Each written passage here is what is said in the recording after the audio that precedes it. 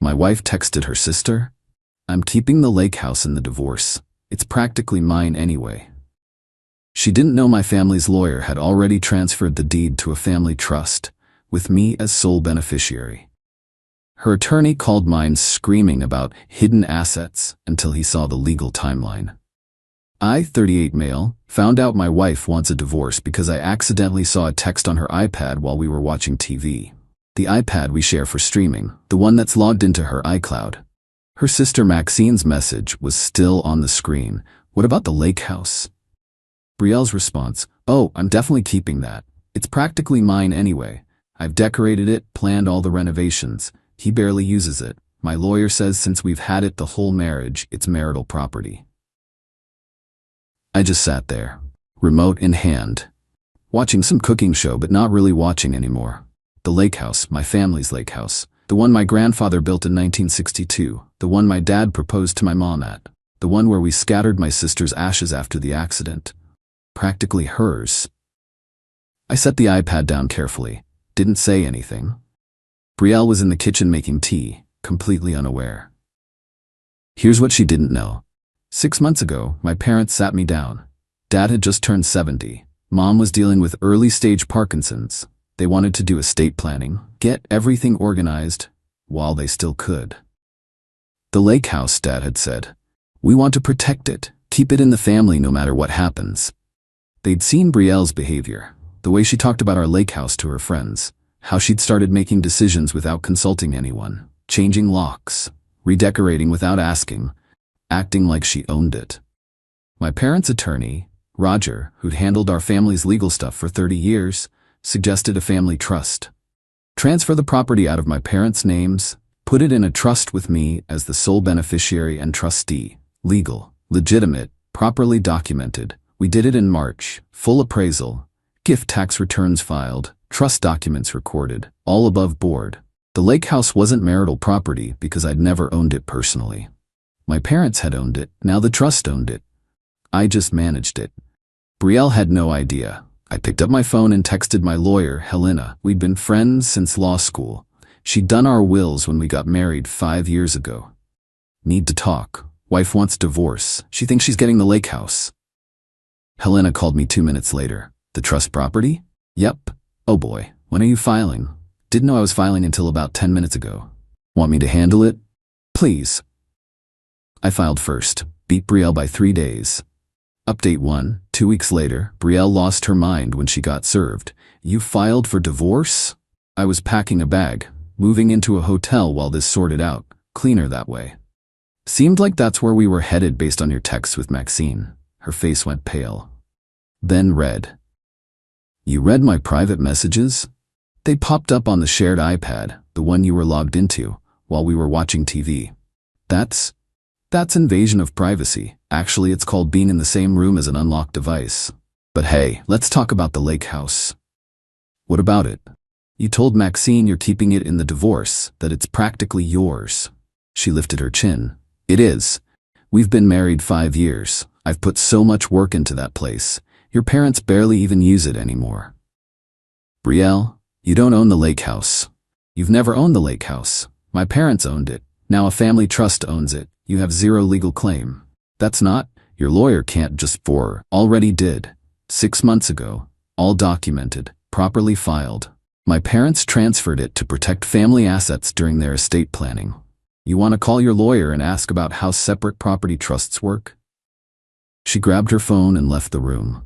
I could hear her voice getting louder in the bedroom. 20 minutes later, she came back out. "My attorney says you're lying. Says you probably hid assets, moved things around after deciding to divorce to keep me from getting what I'm entitled to." "Cool. Helena's got all the documentation. Trust was established in March, 6 months before I even knew you wanted a divorce. Your attorney can review the timeline." "This is shady. This is financial abuse. It's estate planning. My parents protecting their property. You were never entitled to their lake house, Brielle.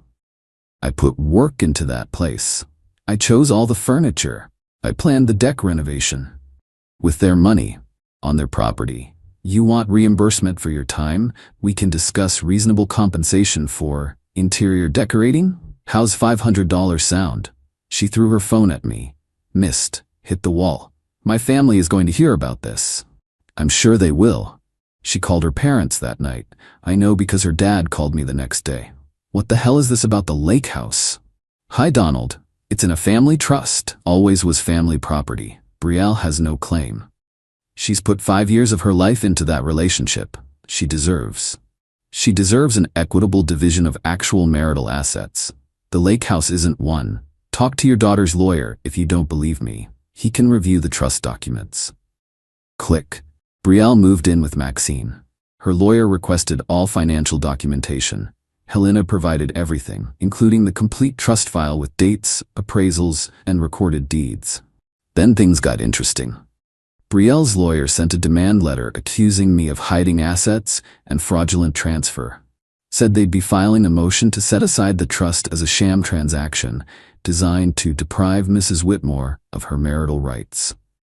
Helena's response was beautiful. The trust was established 6 months prior to divorce filing, during routine estate planning by elderly parents facing health issues. All transfers properly documented, appraised, and recorded. Trust funded with separate property that was never marital asset. Client never had ownership interest to convey, no marital funds used. Your client had no reasonable expectation of inheritance or ownership. Accusation of fraud is baseless and potentially sanctionable. Suggest you review trust law before filing frivolous motions. Radio silence for a week. Then Betrayal's lawyer called Helena. Wanted to discuss settlement. Translation: he'd reviewed the trust documents, realized his client was wrong, and didn't want to get sanctioned for filing a baseless fraud claim. Update 2. 6 weeks later. The entitlement escalated in creative ways. First, Betrayal tried an end run. Showed up at the lake house with a moving truck. My parents were there for the weekend. Dad called me. Your wife is here with movers. Says she's collecting her belongings. What belongings? All the furniture she bought. The kitchen stuff, the deck furniture, everything. I drove up there, 2-hour drive. Got there to find Betrayal directing movers to load my parents' furniture onto a truck. Betrayal, what are you doing? Taking what's mine. I paid for all of this. With whose money? Mine.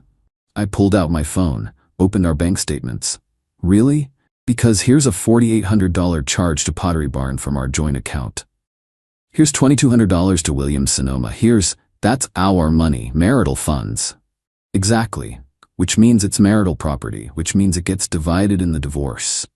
You can't just take it. Your family doesn't even want this stuff. They hate my taste. My mom walked out onto the deck. Actually, Betrayal, we loved what you did with the place, but it's still our house, and you're trespassing. Betrayal's face twisted. You old bag, you never liked me. You put him up to this whole thing.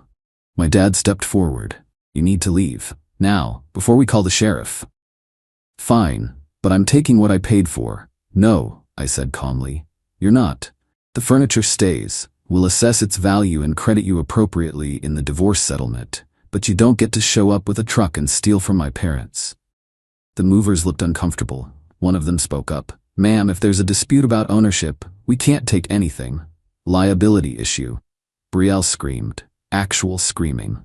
Then she grabbed a lamp, a $400 lamp she'd bought with our joint account, and smashed it on the deck. There. Now nobody gets it. My dad already had his phone out, recording. That's destruction of property, Mom said quietly. On our property, that's a crime, Betrayal. Betrayal stormed off. The movers apologized and left. I helped my parents clean up the broken lamp. Dad forwarded the video to Helena. Helena forwarded it to Betrayal's lawyer with a note. Your client committed vandalism on my client's family property. Video evidence attached. Suggest you counsel her regarding appropriate behavior during divorce proceedings. Betrayal's lawyer had to be so tired. But wait, there's more. 2 weeks later, I got a call from Roger, my parents' estate attorney. Someone filed a challenge to the trust. Claims it was established fraudulently to avoid marital property division. Who? Your wife. And her mother. Her mother? Margaret Brennan. She's claiming she was promised access to the lake house as part of your marriage agreement. Says your parents verbally agreed she could use it whenever she wanted. She's claiming promissory estoppel. I actually laughed. That's insane. There was no agreement. My parents never promised anything. I know, but they filed it. Probably cost them $5,000 in legal fees for a claim that'll get dismissed in about 30 seconds. Let me guess. They're trying to pressure my parents into settling. Bingo, I called my parents. Did you hear about the trust challenge? Roger told us, Dad said. We're not worried. There's no basis for it. It's harassment. Yes, but we can handle it. Don't worry about us. Focus on your divorce. The hearing for the trust challenge was scheduled. Helena attended with Roger. Brielle's lawyer didn't even show up. Apparently, he'd told them it was a bad idea and they'd hired a different attorney for this. The judge reviewed the motion, looked at the trust documents, looked at the timeline. Mrs. Whitmore, you're claiming this trust was established to defraud you of marital property? Yes, Your Honor. The trust was established 6 months before divorce filing. Do you have any evidence your husband knew you wanted a divorce at that time? He must have suspected. That's not evidence. Do you have any evidence the trust was established for any reason other than legitimate estate planning? His parents were trying to keep me from getting what's rightfully mine. The lake house was never rightfully yours. It was separate property owned by his parents. They transferred it to a trust. That's legal. Your husband never owned it personally, so it was never marital property. Motion denied. And Mrs. Whitmore? Filing frivolous claims wastes the court's time. Don't do it again. Helena said Brielle cried in the hallway afterward. Her lawyer, the new one, withdrew from her case the next day. Back to the divorce. Brielle's third lawyer, a guy named Paul who apparently specialized in complex property division, requested a meeting. Helena and I sat down with him. Brielle wasn't there. Paul slid a settlement proposal across the table. They wanted the house, our marital home, $425K equity, her car, which was paid off, half my 401K, $78K, alimony of $3,000 a month for 5 years, and $25,000 for her pain and suffering. In exchange, I'd get my car, my personal belongings, and half my 401K. Helena didn't even pick up the paper. Countered. He keeps the house, it's in his name, purchased before marriage with his down payment. She gets her car, 401K splits 50-50 per law. No alimony. They were married 5 years. She works full-time as a dental hygienist, making $62. No pain and suffering. That's not a thing in no-fault divorce. She gets half the joint savings, $18K, and half the furniture she purchased with marital funds. Appraised value $12K, so $6 credit. That's it. Paul frowned. She's not going to accept that. Then we go to trial. Judge will order roughly the same thing, but she'll pay more in legal fees, her choice. She feels she's entitled to more, given her contributions to the marriage. Her contributions? She worked part-time for 3 years, then full-time for 2. She paid roughly 30% of household expenses. My client paid 70%. She's not entitled to more. She's entitled to exactly half of actual marital property, which is what we're offering. Paul left to discuss with his client. Update 3, Final 3. The divorce finalized 4 months after I filed. Took that long because Brielle kept dragging her feet, hoping I'd cave. I didn't. Final settlement. She got her car, half the 401K, $78,000, half the joint savings, $18,000, and $6,000 cash for her furniture contribution. Total, $102,000. I kept the house, my car, my half of the 401K, and my sanity. No alimony, no lake house, no pain and suffering. The judge was clearly irritated by the whole thing. During the final hearing, he asked Brielle directly, Mrs. Whitmore, do you understand that your in-laws' property was never marital property? I just feel like I should get something for all the work I put into their house. That's not how property law works. You're getting a fair division of actual marital assets. Be grateful your husband's being reasonable about the house. He could have argued for a bigger share given his larger down payment in contributions. Do you accept this settlement? She looked at Paul. He nodded. Yes, Your Honor. Good. Divorce granted. Outside the courthouse, Brielle approached me. First time we'd spoken directly in weeks. I hope you're happy. I'm not happy, Brielle. I'm sad our marriage ended, but I'm relieved this is over. You kept everything. I kept what was mine. You got what was legally yours. That's how this works. Your family poisoned you against me. No, you poisoned yourself by assuming you were entitled to things that were never yours. The lake house, for starters. I loved that place. He loved the idea of owning it. There's a difference. She started crying. Can I at least visit? Just sometimes? No, Brielle, it's my family's property. You're not family anymore. She walked away. Maxine was waiting in a car at the curb. I could see her glaring at me. Whatever. Here's what I learned through all this. Entitlement is a hell of a drug. Brielle genuinely believed she deserved my family's lake house because she decorated it. She couldn't comprehend that ownership, decoration, that legal title matters, that you can't just claim things because you want them. Her family enabled her. Donald and Margaret could have told her she was being unreasonable. Instead, they backed her ridiculous trust challenge, wasted $5,000 on a frivolous lawsuit, and encouraged her to fight for things she had no legal right to. And it cost her. Not just money. Though she spent probably $15 in legal fees chasing the lake house, it cost her time, energy, and whatever goodwill might have existed for an amicable divorce. We could have settled in mediation for roughly the same outcome without the drama. Instead, she fought for months over property she was never going to get. The lake house remains in the family trust. My parents still use it. I use it sometimes. My nephew loves it. He learned to fish off that dock last summer. Brielle will never set foot there again. That's not spite. That's just reality.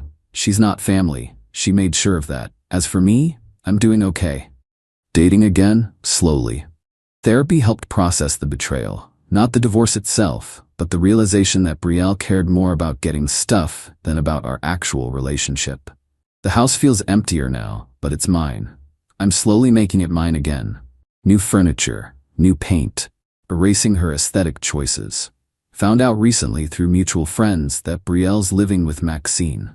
Their relationship is apparently tense. Turns out Brielle's not great at sharing space or contributing to household expenses. Shocking. She's also apparently dating someone new, a guy who owns a vacation rental business, several properties. Wonder if that's a coincidence. Some people never learn. The trust challenge getting dismissed was the most satisfying part. Watching Brielle realize she'd spent thousands of dollars on a lawyer to file a motion that got rejected in minutes. Watching the judge tell her she was wasting the court's time. That's not revenge. That's just consequences. She bet everything on a legal theory that didn't exist, that somehow she was entitled to my family's property because she'd lived in our marriage. She lost that bet. Lost it publicly. Lost it expensively. And the lake house? Still there.